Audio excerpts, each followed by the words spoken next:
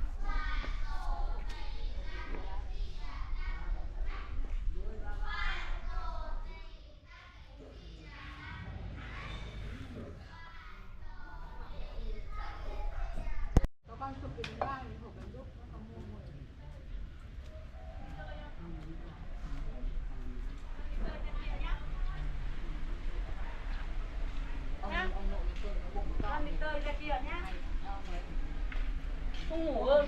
Qua. Không ngủ béo. Nó đi đâu? Trưa nắng rồi, Tưỡng đi đâu? Tưỡng đi đâu? Không ngủ chưa à? Tưỡng đi đâu? Mẹ nó đang đi vệ sinh này. Tưỡng đi đâu? Ăn chưa? Con rồi. Ăn chưa? Gọi cô đi. Gọi cô đi. Gọi cô.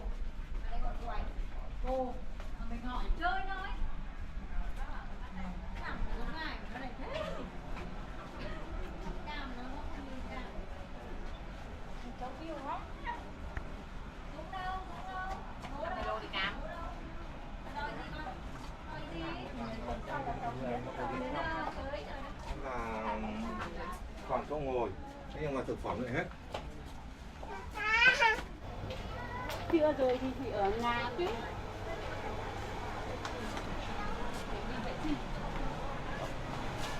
Mẹ đi vệ sinh. Không vào phòng cô ấy, đi sang phòng mình. Đây. Cơm muối. Cam đi sang đây. Cánh thì mới chọn bây giờ đi sang phòng mình để ngủ. Mẹ ra rồi.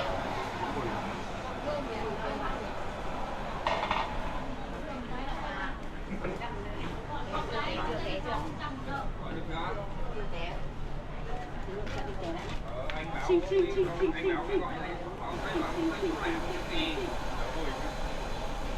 Đứa nào cây mà đặt như thế.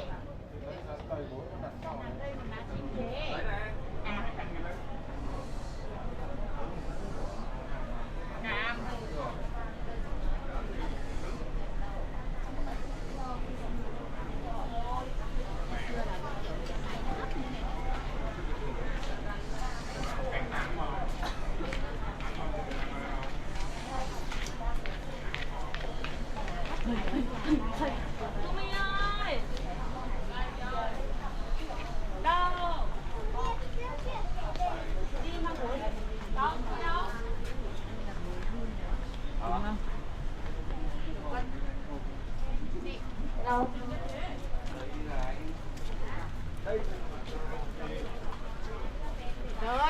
này chè lam bên này. Phan Kế An. Đúng rồi, Phan Kế An Đấy, Phan Kế An đấy. 72 tầng ruộng. Vâng, đúng rồi, ở 72 Thường Nhuộm đấy.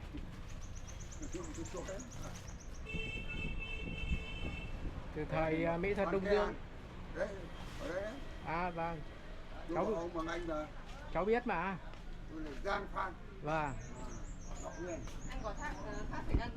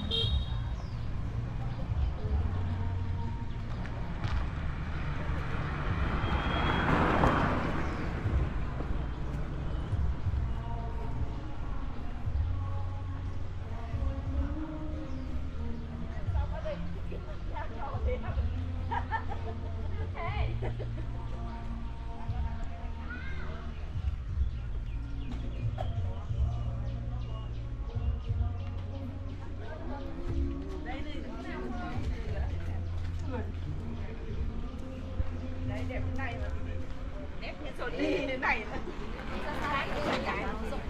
Vì thay cho Tuấn nhé. Cho đẹp thế còn gì nữa. Đâu rồi thì anh lấy thì thầy gửi vào nhóm.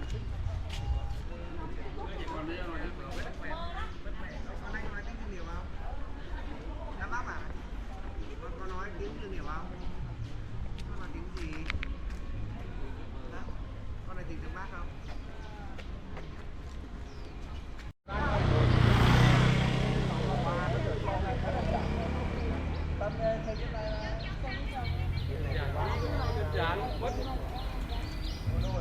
Cao nó đi học ở cái đấy thì lên đôi quá. Nhiều người khỏe. Không nó hỏi đâu. Hỏi thì thôi nhưng nhá. Có về á?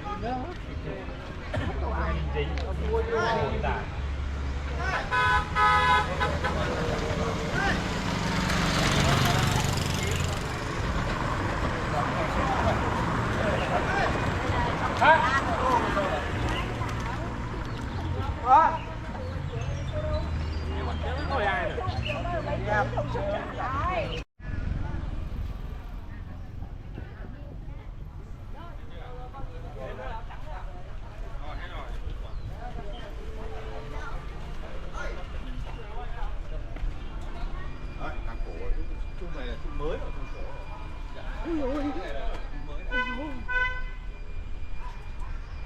Cái này là cổ đấy. Cổ đá. Cổ đá.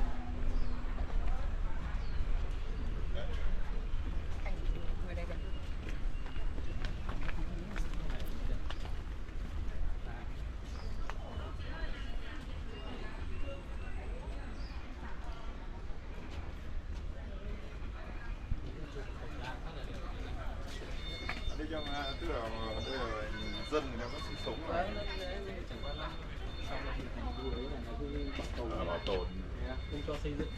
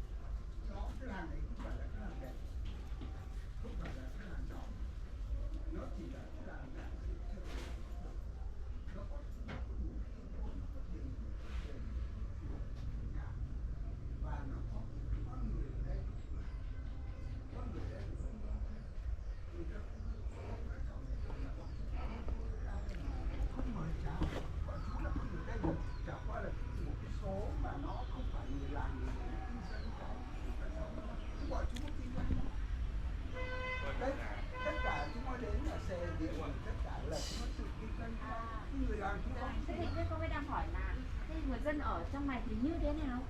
Chả cần, bọn chú là người sống có bản lĩnh, sống là tự ăn với cái mình mà tự sống với cái của mình, không nhờ vả đến ai cả. Vì bây giờ thực ra là cháu nên nhớ cầm của người khác là nợ rồi. Càng lấy của người khác mà không phải của mình càng phải nợ nhiều. Thì nếu mà không cẩn thận giáo dục con cái mà cứ vơ về rồi chỉ có đời thứ nhất thứ hai vứt bỏ cái dòng họ ngay. Thế tại sao mà bọn chú đã 6-7 đời bọn chú vẫn còn đoàn kết được với nhau như thế này? Thế bây giờ cháu nên nhớ tất cả nhá, đất ở những cái vùng mà bắt đầu ngoại thành Hà Nội lần dần nó phá tan hết cả, nó mất đàn ngay. Vì thứ nhất là các cháu nên nhớ là khi các cháu mà có cái này các cháu phải trả cái khác. Các cháu có tiền thì các cháu phải trả đến tình. Các cháu có tình rồi thì các cháu phải thiệt tiền. Đấy là nguyên tắc của con người. Thế nên không phải đơn giản đâu. Cuộc đời nó kỳ diệu lắm. Nếu bọn chú là người tu tập tình, cho nên bọn chú hiểu được mọi cái rồi. Đây ví dụ